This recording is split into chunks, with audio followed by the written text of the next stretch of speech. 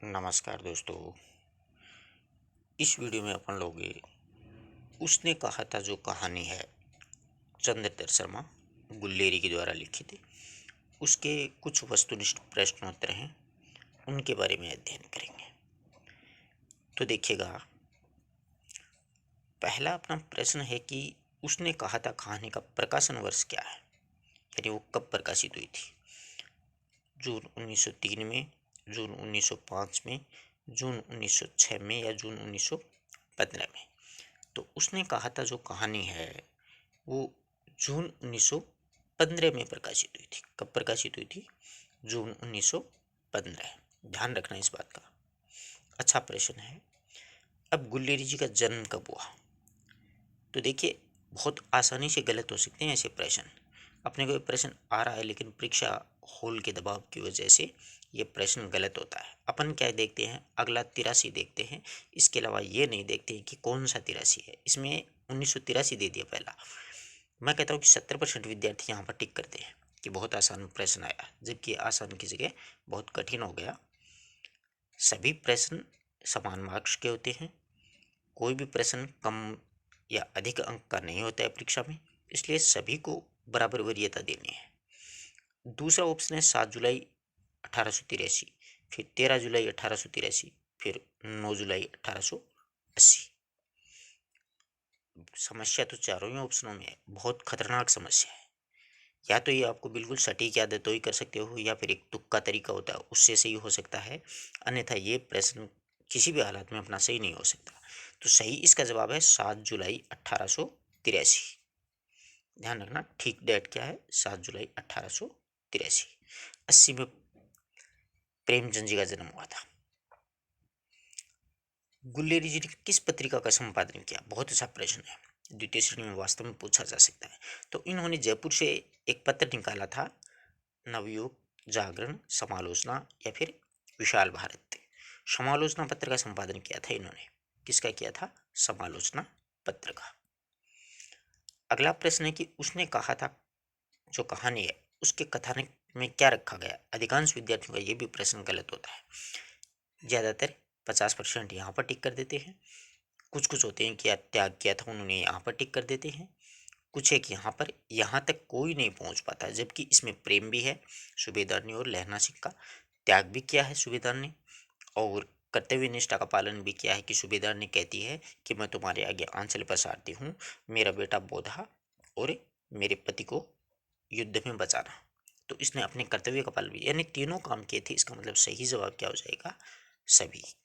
समझ रहे हो बात को? ऐसे समझ के करना पड़ता है।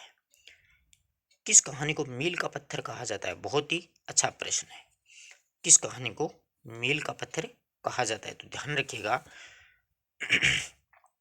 उसने कहा था कहानी है ना, उसको हिंदी साहित्य जगत में क्या कहा जाता है कि मील का पत्थर के नाम से जाना जाता है। बहुत ही अच्छा प्रश्न है, और परीक्षा में ये ध्यान रखिएगा, कई बार ये प्रश्न है वो पूछा गया है कि हिंदी साहित्य जगत में मील का पत्थर किस कहानी को कहा जाता है। तो ये जो उसने कहा था कहानी है, इसको मील का पत्थर क्यों कहा जाता है? इसके पीछे कारण ये होता है मित्रों कि ये ऐसी पहली कहानी है जो कि फ्लैशबैक पद्धति में लिखी गई थी। किसमें लिखी गई थी? फ्लैशबैक पद्धति में ये कहानी सर्वप्रथम लिखी गई थी, इसलिए इसको हिंदी साहित्य जगत का क्या कहा जाता है? मील का पत्थर कहा जाता है।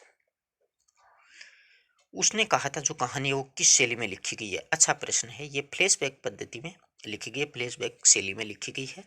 मतलब फ्लैशबैक शैली का मतलब होता है कि कहानी का जो एंड है वो पहले दर्शाया गया है, और उसके बाद में कहानी का मुख्य जो कथानक होता है उस वो चलता है, और अंत में वही कहानी वापस वहीं पर आकर के खत्म होती है जहाँ से ये शुरू हुई थी। कई बार आप फिल्मों में भी देखते हो ना, वो वाली बात है। अगर आपने उसने कहा था कहानी नहीं पढ़ी है तो उसका लिंक आपको मैं डिस्क्रिप्शन में दूंगा, या फिर आप टेलीग्राम चैनल के माध्यम से भी वो कहानी पढ़ सकते हैं। अच्छी कहानी है। उसने कहा था कहानी कितने परिच्छेदों में? बहुत ही शानदार प्रश्न है। उसने कहा था कहानी कितने परिच्छेदों में है? 4 परिच्छेदों में। ध्यान रखना, ठीक है। ऐसे प्रश्न ज्यादा पूछे जाते हैं क्योंकि विद्यार्थी इन चीजों का ध्यान ही नहीं देते। उसने कहा था कहानी का नायक कौन है? आराम से कर लोगे। उसने कहा था कहानी का नायक है लहना सिंह। उसने कहा था कहानी की शुरुआत किस शहर से होती है? बहुत अच्छा प्रश्न है। अब गुलेर जी का जन्म जयपुर में होता तो यहाँ पर भी अपना मन करता है, जालंधर, लखनऊ, अमृतसर, तो ये अमृतसर शहर को केंद्र में लेकर के लिखी गई है। यानी शुरुआत कहानी की कहाँ से होती है? अमृतसर शहर से होती है। अगला प्रश्न देखिएगा, लहना सिंह का गांव है उसका क्या नाम है? तो लहना सिंह है, अपने को कहानी पढ़ते हैं तो ये सारे नाम आती है, मगरे, कतरा, मांझे, गुरु बाजार। तो ये मांझे का रहने वाला था लहना सिंह। कहाँ का रहने वाला था? मांझे का रहने वाला था। लहना सिंह और सूबेदारनी की आयु, बहुत शानदार प्रश्न है। लहना सिंह और सूबेदारनी की आयु थी 12 वर्ष और 8 वर्ष, यानी लहना की उम्र थी 12 वर्ष और सूबेदारनी की उम्र थी 8 वर्ष। बहुत शानदार प्रश्न है। तेरी कुड़माई हो गई, आई थिंक ये प्रश्न परीक्षा में छप चुका है। कुड़माई का शाब्दिक अर्थ पूछा आपने को यहाँ पर, तो कुड़माई किसको बोलते हैं? सगाई को बोलते हैं, ध्यान रखना पंजाबी भाषा में। उसने कहा था कहानी में अतर सिंह कौन है? बहुत ही शानदार प्रश्न है। अतर सिंह है वो लड़की का मामा है। कौन है? लड़की का मामा। अपन जब कहानी पढ़ते हैं ना, तो उस कहानी में पूछता है लेना कि तेरा घर कहाँ है, तू यहाँ कहाँ पर रह रही है? तो लड़की कहती है कि मैं अतर सिंह की बैठक में, जो मेरे मामा होते हैं। कहानी पढ़ते हैं तो ये पंक्तियाँ आती हैं। लहना सिंह दुकान पर क्या लाने के लिए गया था? लहना सिंह जो है वो दुकान पर मामा के लिए, मामा के केस धोने के लिए दही लाने के लिए गया था। क्या लाने के लिए गया था? दही। और लड़की है वो रसोई के लिए डिबिया मतलब माचिस लेने के लिए जाती है। तब दोनों का वहाँ पर मुलाकात होती है। कहानी में किस युद्ध का वर्णन किया गया? अच्छा प्रश्न है। तो प्रथम विश्व युद्ध की कहानी इसमें ली गई है। लहना सिंह का जो भाई है उसका क्या नाम है? लहना सिंह का भाई है, उसका क्या नाम है? तो किरत सिंह। क्या नाम है? किरत सिंह। इसके कथन बड़े अजीबोगरीब हैं, याद बहुत कम रहते हैं। लहना सिंह स्वतंत्र राइफल में किस पद पर था? यानी वो जैसे सूबेदार था, लेफ्टिनेंट था, मेजर था या जमादार था? तो लहना सिंह स्वतंत्र राइफल में जमादार के पद पर पदासीन था। सही उत्तर क्या हो जाएगा? जमादार। अगला प्रश्न देखिएगा आप लोग, ये कि पलटन में जो विदूषक है, पलटन का विदूषक कौन है? अच्छा प्रश्न है। पलटन का विदूषक कौन होता है? पलटन का विदूषक है वो वजीरा सिंह होता है। कौन होता है? वजीरा सिंह। मैं पादा बन गया हूँ, क्रो जर्मनी के बादशाह का तर्पण।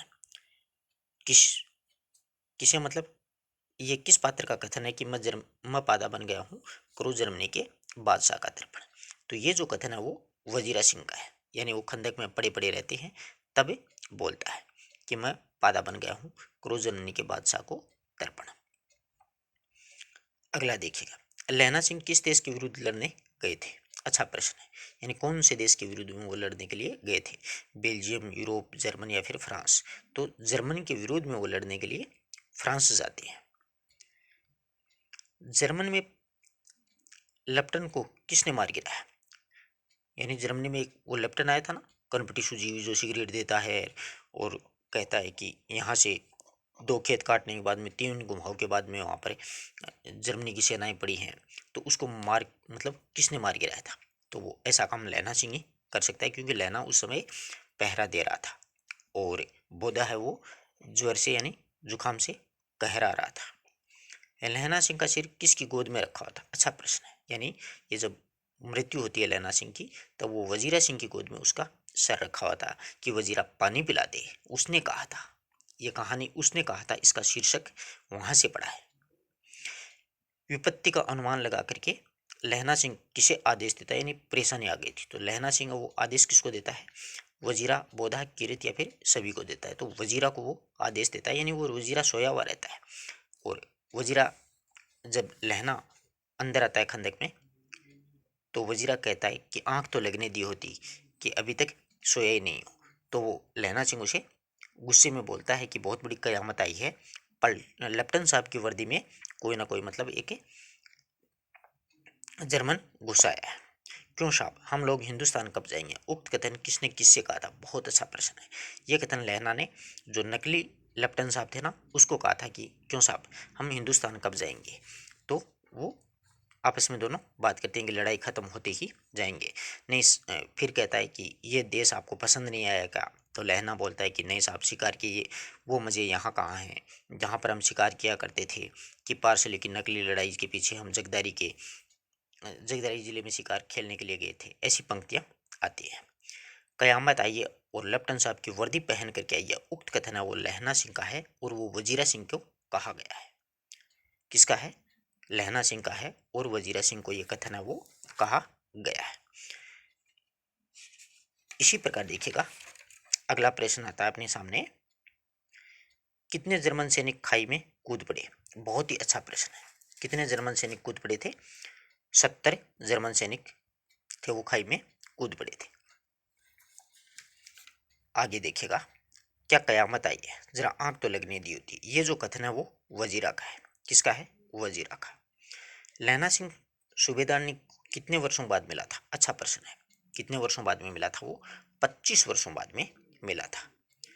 यानी बीच में क्या होता है कि दोनों बच्चे होते हैं, वो अमृतसर के गुरु बाजार में वहाँ पर मिलते हैं, लेकिन बाद में बिछड़ जाते हैं। ये आर्मी में होता है, वो सूबेदार की लुगाई बन जाती है ऐसी।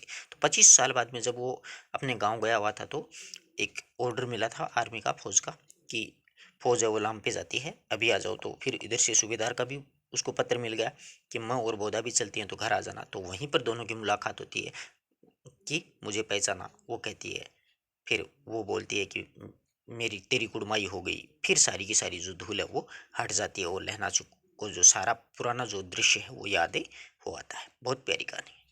सूबेदार के पुत्र का क्या नाम था? बहुत अच्छा प्रश्न है। पुत्र का क्या नाम था? बोधा। लहना सिंह को गोली कहाँ पर लगी थी? अच्छा प्रश्न है। लहना सिंह को गोली है वो, ध्यान रखना, जांग पर लगी थी। और दूसरी जो गोली है वो पसली में लगी थी और वो घाव बहुत खतरनाक था। इसी की वजह से लहना सिंह की मृत्यु हुई थी। तो ध्यान रखना, जांग और पसली, पहला जांग पे दूसरा पसली पे। लहना सिंह किसे पानी पिलाने को कहता है? बहुत प्यारा प्रश्न है। वजीरा को, कि वजीरा पानी पिला दे, उसने कहा था। लहना सिंह के प्राण किसकी गोद में निकले थे? तो वहां पर कौन था? वजीरा ही था। तो वजीरा की गोद में लहना सिंह के प्राण है वो निकल गए थे। सरकार ने सूबेदार जी को जमीन कहाँ पर दी थी? अच्छा प्रश्न है। ये लायलपुर एक जगह नाम आता है, वो बताती है सूबेदार ने कि लायलपुर में ज़मीन भी दी है, आर्मी में लड़ाई जीती तो उसका खिताब भी हमें मिला है, मेरे ये बोधा ही बचाए, इसके पीछे 4 और हुए थे। इस प्रकार से उसके 5 पुत्र होते हैं वो सारे सारे। ध्यान रखना, ऐसे प्रश्न बीच बीच में से उठा उठा करके पूछ लेते हैं और अपने वो ध्यान में भी नहीं रहते हैं। इसलिए ये जो कहानी है ना, उसके कथन बहुत ही ध्यान से रखना कि मेरे एक बेटा है जो भी फौज में भर्ती हो गया था, इसके पीछे मेरे 4 हो रहे थे। मतलब कुल बच्चों की संख्या भी पूछी जा सकती है तो 5। उसने कहा था कहानी में प्रेम को किस रूप में दर्शाया गया? बहुत ही प्यारा प्रश्न है।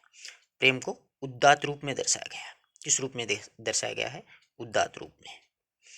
लहना सिंह किस काम के लिए गांव गया था? लहना सिंह गांव गया था, फिर वापस लड़ाई शुरू हो जाती है तो वापस आता है, तो वो जमीन का कोई मामला सुलझाने के लिए गांव में गया था।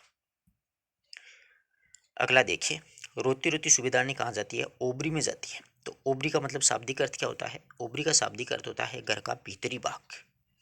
क्योंकि वो रोने लग जाती है बेचारी कि आज बेटा और पति दोनों जा रहे हैं, कोई नहीं है, मैं तुम्हारे आगे आंचल पसार रही हूँ, मेरी लाज रखना, मतलब मेरे पति और बेटे की बचाना। तो लहना इसीलिए ना, मतलब बोधा से बहुत प्रेम करता है।